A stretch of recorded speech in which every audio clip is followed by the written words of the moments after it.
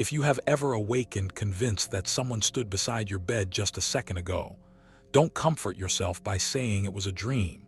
Sometimes your mind isn't imagining a visitor. Sometimes it's remembering one too early.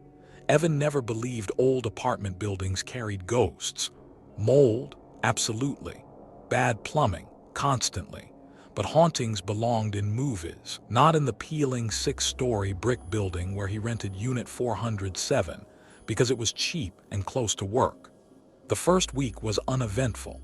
The second week, strange things began happening that seemed too small to matter. His coffee mug appeared on the opposite side of the sink. His shoes faced the door when he always left them pointing toward the bedroom. Once he found his bathroom mirror covered in tiny fingerprints, as though dozens of children's hands had pressed against the inside of the glass. He cleaned them away. They never returned. Instead, something worse replaced them. Every morning, something in the apartment looked exactly 1 day older than it should. A fresh banana turned black overnight while everything else remained untouched. A magazine he bought yesterday suddenly had yellowed pages and smelled decades old. One corner of the living room carpet slowly faded as though years of sunlight had struck only that square. It spread an inch every morning. Evan blamed stress. Until Tuesday. He woke at 3:14 a.m. because someone whispered directly into his left ear, "Don't turn around tomorrow." The room was empty. His phone showed no notifications. The hallway outside remained silent. He searched every closet before convincing himself exhaustion had created the voice.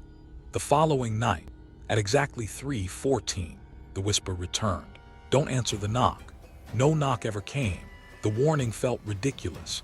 Yet 24 hours later, at exactly 8:41 p.m., 3 slow knocks echoed through his apartment door. He froze. Every hair on his body stood up.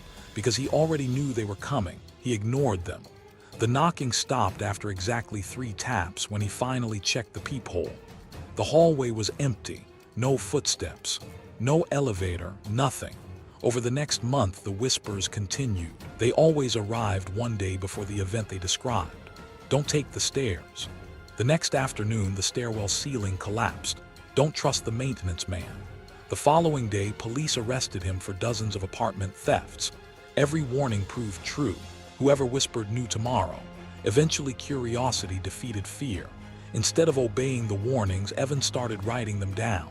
Dates, times, exact wording. A pattern emerged. The warnings weren't becoming more frequent. They were becoming more personal. Don't open the bedroom closet. Don't look under your bed. Don't smile when you hear breathing. These weren't accidents anymore. They were instructions for surviving something already inside his apartment. Then came the message that changed everything. At 3:14, "Tomorrow you'll finally see me." He didn't sleep again that night. Every light remained on. Every door stayed open. Morning passed.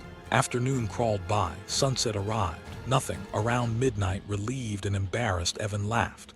Maybe the whispers had ended. Maybe stress had broken him. Then, his bedroom door slowly closed by itself. He hadn't felt wind. He hadn't heard movement. It simply drifted shut. He approached, opened it. The room looked normal, except his bed had shifted 6 inches closer to the closet. He was certain of it. He measured. The scrape marks in the hardwood confirmed it. Someone or something had moved it. Behind the closet door came a soft knock. 1, 2, 3. The whisper had never warned him about knocking inside the apartment. His hand trembled on the closet handle. Every instinct screamed to run. Instead, he opened it. Hanging clothes, empty shelves, darkness. Then he noticed another door, tiny, painted the same color as the wall, hidden behind winter coats. There should never have been another door. It opened inward. Beyond it stretched a narrow hallway impossible to fit inside the apartment's dimensions. The walls pulsed gently like slow breathing. Hundreds of clocks lined both sides. None displayed the same time. At the end of the corridor stood a man. He wore Evan's clothes, had Evan's posture, Evan's scar on his chin. Only older, much older. His face looked exhausted beyond words. He raised one finger to his lips. "Go back." It wasn't a whisper anymore. It was Evan's own voice. The older version staggered forward. His skin rippled unnaturally. Something underneath kept pushing against it, like another person trying to crawl out. "Don't let it know you saw me." A cracking sound echoed behind Evan. He turned. His apartment no longer existed. Behind him stood only another endless hallway, filled with apartment doors, thousands of them, every door labeled. 407, all of them, slowly opening together. The older Evan screamed. "Run!" Every door finished opening. Every doorway contained Evan, hundreds, thousands, different ages, different injuries, some missing eyes, some smiling, some weeping, all staring silently toward him. Then, every version whispered the same sentence. "You remember tomorrow, the lights went out." When they returned, Evan was standing inside his bedroom, closet closed, apartment normal. Morning sunlight filled the windows. His notebook still rested on the nightstand. He opened it. The last page now contained handwriting he hadn't written. It said only one thing: "Tonight, warn yourself." Rescue divers are trained to ignore echoes underwater. Sound bends strangely below the surface. Sometimes your own breathing seems to come from somewhere else. But there is one sound every experienced diver agrees should never exist: someone calling your name from beneath you. Mara had spent 12 years recovering vehicles and bodies from deep reservoirs. She respected the water. She feared carelessness. She feared equipment failure. She did not fear ghosts. Then she accepted the retrieval at Black Briar Lake. Officially, a fisherman had disappeared after reporting engine trouble over the radio. His boat drifted back empty. No blood, no struggle, just one final transmission. It ended with 6 words: "Something is swimming underneath my shadow." Search teams found nothing. Mara descended alone, with floodlights cutting through water so dark they seemed swallowed before traveling 3 feet. Visibility measured barely an arm's length. The lake floor should have been mud. Instead, it looked paved. Flat stone blocks disappeared into darkness in every direction, as though an entire street lay buried beneath the reservoir. Her lights caught outlines of rooftops, chimneys, windows, a flooded town. She had never been told a town existed below the lake. Radio crackled. Surface support asked for a status update before Mara answered. Another voice interrupted, perfectly clear. "Don't tell them." It came through her headset. Calm, close, female, identical to Mara's own voice. Equipment malfunction, it had to be. She checked every connection. Everything worked. Again, the support crew requested an update. This time she answered, "I think there's a submerged structure." Silence. Then the crew replied, "There's nothing on sonar." Mara looked around. Entire buildings surrounded her. Sonar saw nothing, yet she floated between streets. She continued. One house had its front door open. Curiosity overpowered protocol. She entered. Furniture remained perfectly arranged. Plates still sat on a dining table. Curtains drifted gently despite the still water. Family photographs covered the walls. Every face had been scratched away, except one. In the final picture stood Mara, wearing the same dive suit, smiling beside strangers. Written beneath the frame, "Welcome home." Her breathing accelerated. Air consumption climbed. She backed toward the doorway. Something blocked it. A silhouette, human height, motionless. Her light revealed only legs. The rest vanished upward into darkness beyond the beam. Impossible, the ceiling wasn't tall enough. Yet whatever stood there continued rising beyond the house itself, like a person whose upper body extended endlessly into the black water above. Then it bent, slowly, folded downward. Its face descended into view. It had none. Smooth skin, no eyes, no mouth. Only Mara's name carved across where its lips should have been. The carving opened. Teeth unfolded from inside the letters. It spoke, using her own voice. "You took too long." Mara bolted.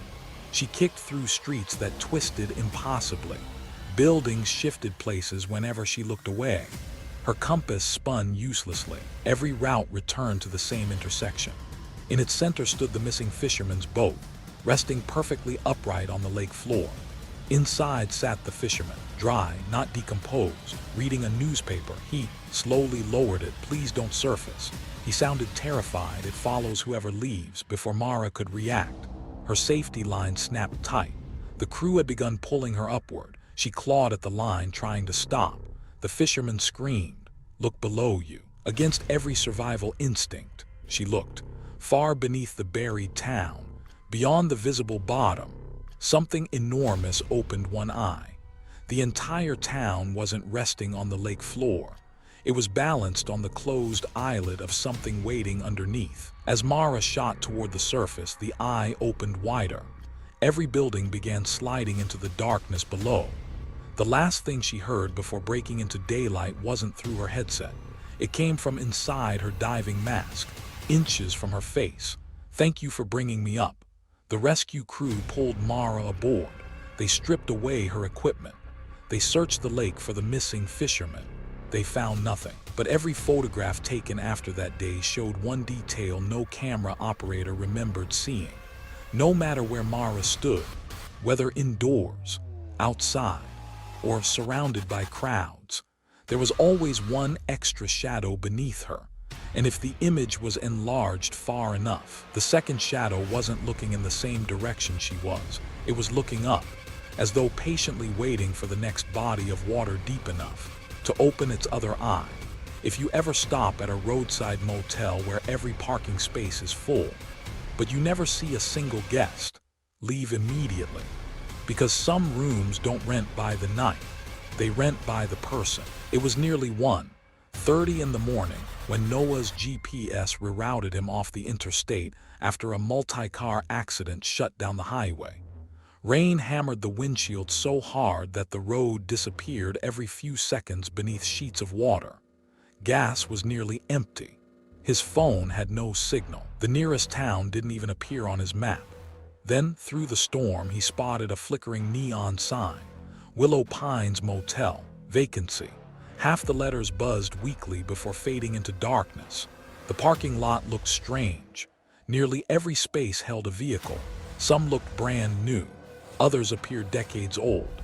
A rusted station wagon sat beside an electric SUV. A spotless pickup rested next to a faded convertible with license plates so old they barely resembled modern designs. Yet despite the packed lot, not a single room had lights on.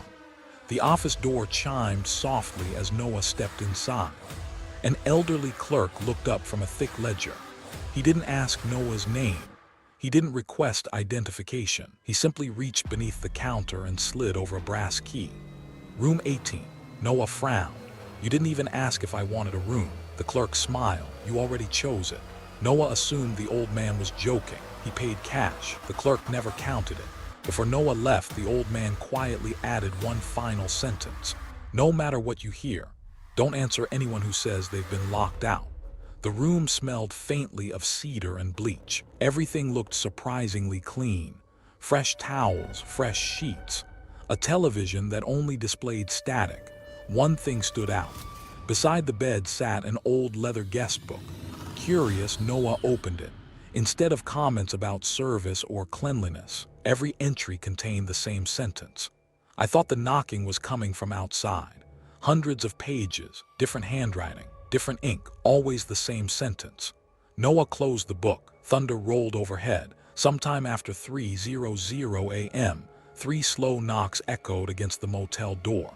Noah remembered the clerk's warning. He stayed silent. Then a tired voice drifted through the rain. "Please. They gave me the wrong key. I just need to use your phone." The voice sounded exhausted.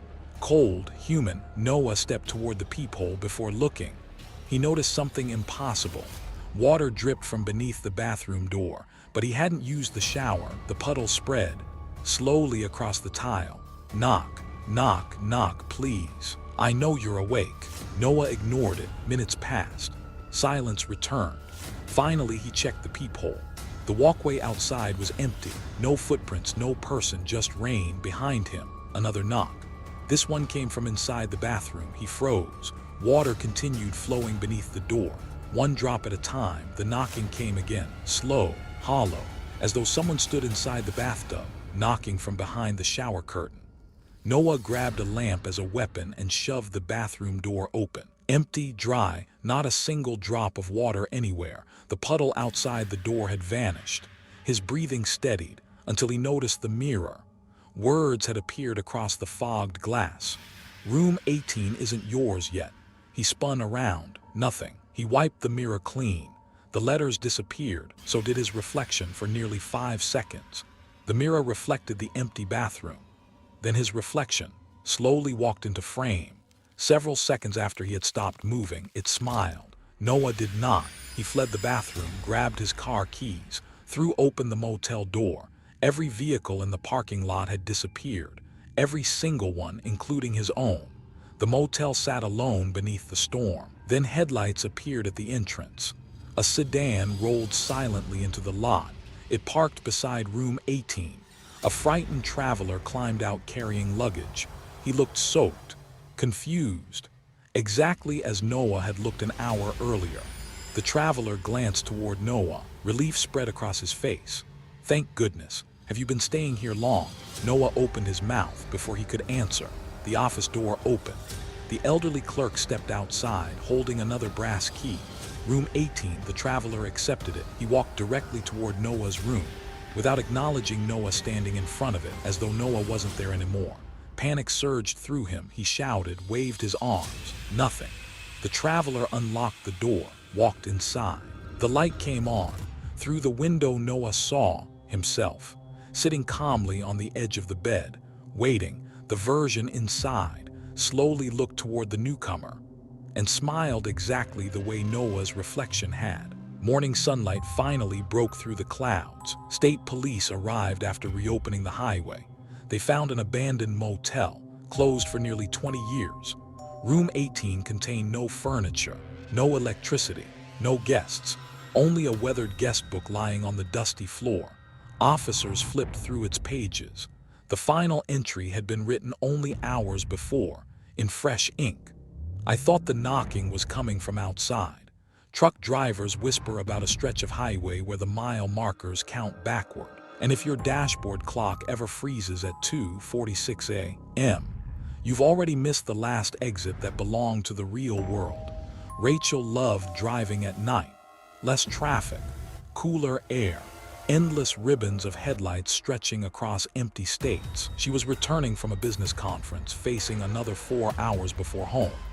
Around 2:15 a.m., her navigation app suddenly restarted. The route vanished. Instead, one instruction appeared, take exit 46. She ignored it. The instruction remained, take exit 46. Every few seconds the voice repeated it, louder each time. Finally, annoyed, Rachel exited. The ramp curved through dense pine forest before ending at a tiny service station. One fuel pump, one diner, one motel with 6 rooms. Everything looked frozen in another decade. A digital clock above the gas station read 2:46. Her dashboard read 2:46. Her phone read 2:46. Minutes passed. None of them changed. Inside the diner sat only 3 customers. None touched their meals. None spoke. Every few moments, they all glanced toward the front windows at exactly the same time, then returned to staring at their plates. Rachel ordered coffee. The waitress quietly asked one question. "Did you come from the north or the south?" Rachel answered casually, "North." The waitress closed her eyes. "That's unfortunate." No explanation followed. Rachel finished her coffee and headed back outside. Her car was gone. In its place sat another vehicle of the same make, same color, same license plate, but the back seat held an old suitcase she had never owned. Inside the glove compartment lay dozens of faded receipts, all bearing her name. Dates stretched back nearly 30 years. Impossible. She wasn't even born when the oldest receipt had been printed. Her phone finally regained signal. Hundreds of missed notifications flooded the screen. Voicemails, emails, news alerts. Every timestamp was years in the future. One voicemail had no sender. Rachel played it. Her own older voice whispered urgently, "Do not drive east. Whatever happens, don't cross the bridge." Static swallowed the rest. Rachel's pulse quickened. She started the engine. The road leaving the station split into 2 lanes, west, east. Every sign pointed east. West had no signs at all. She chose west. 5 minutes later, she arrived back at the same service station. The clock still read 2:46. The same 3 customers sat inside the diner. The waitress looked disappointed. "You came back." Rachel demanded answers. The waitress leaned close. "Everyone who exits here eventually crosses the bridge. Some resist for hours, some for decades." Rachel asked where the bridge was. The waitress pointed east. "You'll see it when you're tired enough." Rachel refused. She walked into the forest instead. Trees stretched endlessly. No birds, no wind, just distant traffic that never grew closer. Then she found abandoned cars hidden among the pines. Hundreds of them, covered in moss. Some rusted into the earth. Others looked recently parked. Every driver's door stood open. Every interior was empty. Hanging from one rearview mirror was a motel key. Another held a fresh cup of coffee. One vehicle contained a calendar. Every date had been crossed out, except today, which simply read, "Still here." Darkness deepened. Rachel realized she could hear water. She followed the sound. Trees parted. A bridge stretched across a black river that reflected no stars. She hadn't chosen east, yet somehow she had reached it.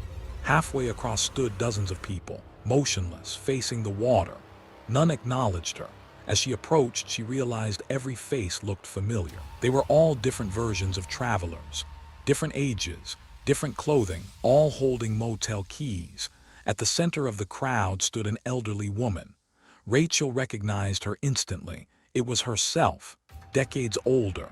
The older Rachel turned, slowly, her eyes filled with relief. Finally, she held out a car key. "I've been waiting for you to take my place." The river below rippled, not from current, from movement beneath the surface. Countless headlights glowed underwater. Thousands of submerged cars rested below the bridge. Every windshield faced upward. Every driver's seat was occupied. Every occupant stared directly at Rachel. The older Rachel whispered one last sentence. "Nobody leaves exit 46." Morning commuters later reported passing exit 46 without noticing anything unusual. Highway cameras showed normal traffic. No service station, no diner, no motel. Just an abandoned off-ramp ending in dense forest. But every few months, another missing person report begins the same way. The driver was almost home. Their GPS changed routes on its own, and the final location ever recorded from their phone was exit 46 at exactly 2:46 a.m. If the owner of your vacation rental tells you to make yourself at home, but every family photograph already includes you, don't unpack, because someone has been expecting your arrival for much longer than you've been alive. Claire booked the cabin because it wasn't supposed to exist. Every other rental within 50 miles of the national park had been reserved months in advance. Yet one listing had appeared only hours before her trip. No reviews, no host profile. Just 6 photographs, a cozy living room, a stone fireplace, a wraparound porch overlooking endless pine forest. The nightly rate was impossibly cheap. The listing title read only, "You'll feel like family." The confirmation email arrived immediately. There was no keypad code, just one instruction. "The front door has already been unlocked for you." She reached the cabin shortly before sunset. Gravel crunched beneath her tires. The woods surrounding the property were unnaturally still. No birds, no insects. Even the wind seemed to stop at the edge of the clearing.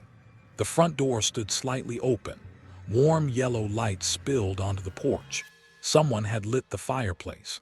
The smell of fresh bread drifted through the house. Claire assumed the cleaning crew had just left. Then she noticed 2 mugs on the kitchen table. One still steamed. She checked every room. Empty. The place looked immaculate. Her luggage remained by the entrance while she searched. Upstairs, the master bedroom contained a neatly made bed.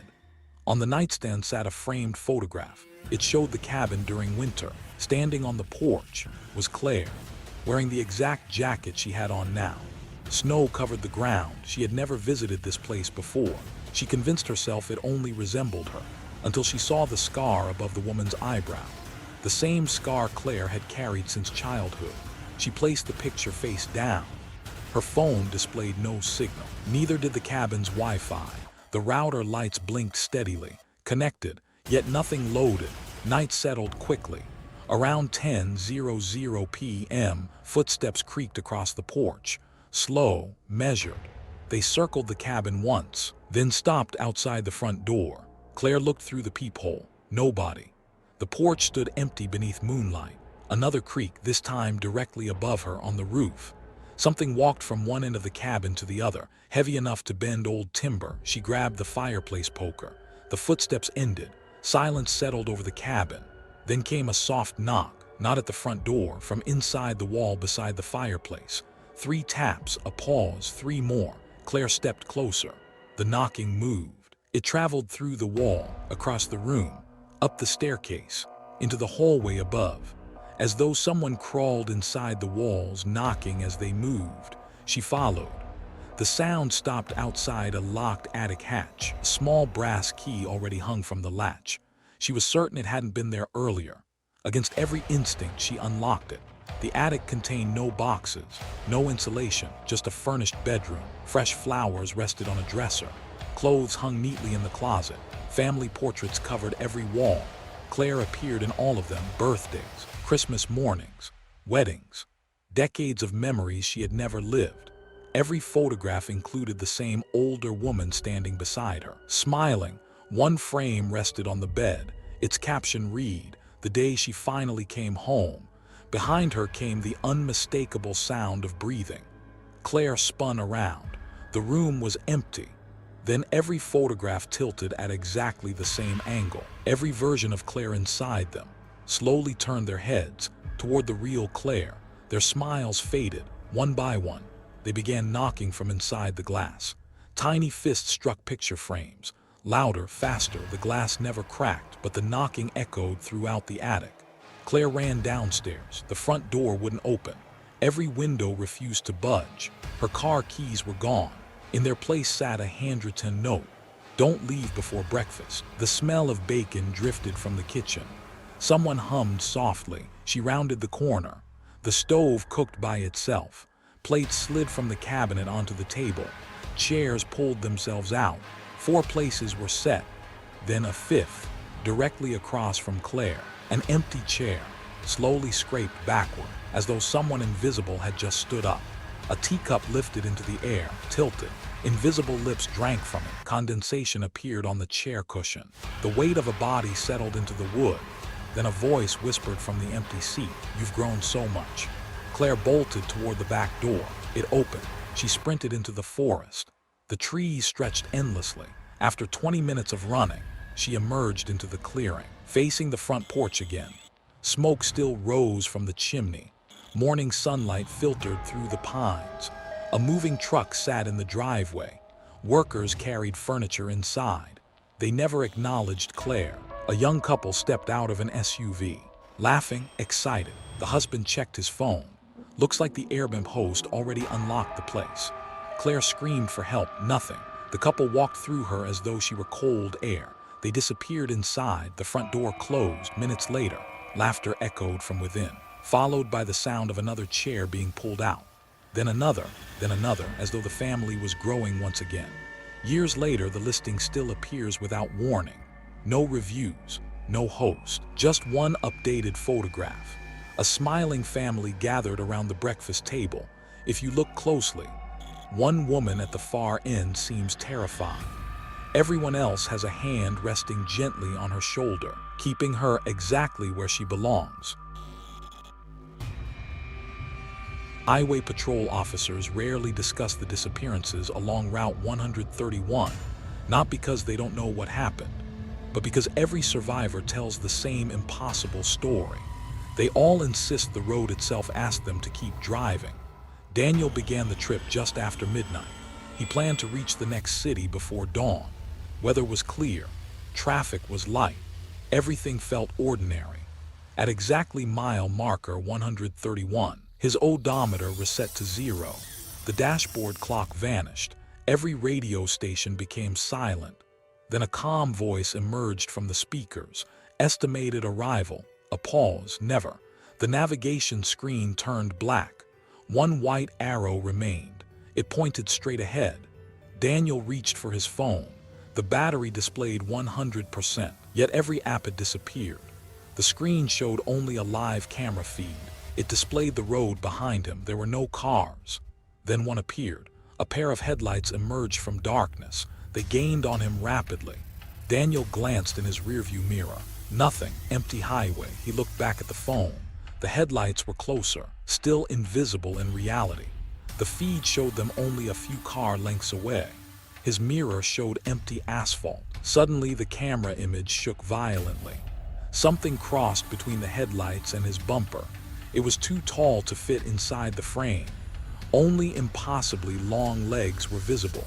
They stepped over his car without touching it. The feed went black. Daniel accelerated. The speedometer climbed. 60, 70, 80, 90. Trees beside the road never blurred. It felt as though the car wasn't moving at all. Then he noticed the mile markers. 131, 131, 131. Every sign bore the same number. He passed dozens of them. None changed. Ahead appeared a rest area. Relief flooded him. 3 tractor trailers sat parked beneath dim lights. Their engines idled. Drivers stood outside talking. Daniel rushed toward them. Every conversation stopped. None of the drivers looked surprised to see him. One quietly asked, "How long have you been on marker 131? Daniel answered, "Maybe 15 minutes. The drivers exchanged uneasy looks. One pointed toward a bulletin board. Hundreds of names covered it. Beside each name, a date, some recent, others nearly 50 years old. At the bottom, fresh chalk had already written, "Daniel Hart, today." He hadn't told anyone his name. One truck driver whispered, "Don't fall asleep." Another shook his head, too late. Daniel demanded answers instead of speaking. Every driver looked past him, toward the highway. The road had changed. It no longer stretched through forest. It disappeared into a tunnel made entirely of taillights. Endless rows of glowing red lights formed walls that reached into the sky. Countless engines idled somewhere inside. Yet no vehicles were visible, only their lights. The calm voice returned, this time from every direction. "Traffic is moving. Please merge." The truck drivers hurried into their cabs. None resisted. They drove willingly toward the tunnel. As each truck entered, its headlights vanished. Only red taillights remained, floating, motionless. Daniel climbed into his car. He reversed. The rear tires rolled forward. He turned the wheel left. The car drifted right. Every control now carried him toward the tunnel. Panic overwhelmed him. He shut off the engine. The car continued driving. Halfway to the glowing entrance, he jumped. Gravel tore his hands. He rolled into the ditch. His empty car continued onward. The moment it crossed into the wall of taillights, it disappeared completely. No crash, no sound. Just another pair of red lights joining the countless others. Daniel ran into the woods. Dawn finally broke. Search teams found him wandering several miles from Route 131. Dehydrated, terrified, they never found his car. Investigators reviewed traffic cameras from that night. At mile marker 131, Daniel's vehicle never appeared, according to every recording. He had simply driven off the map. Months later, after recovering, Daniel bought another car. He refused to travel at night. He avoided highways whenever possible. Life slowly returned to normal, until one evening, parked in his own driveway, his navigation screen turned on by itself. The route calculated automatically. Destination, mile marker 131. Estimated arrival, welcome back. Outside, every parked car on the street illuminated its taillights at the exact same moment. None of them had anyone inside. Yet together, they began inching silently toward his house.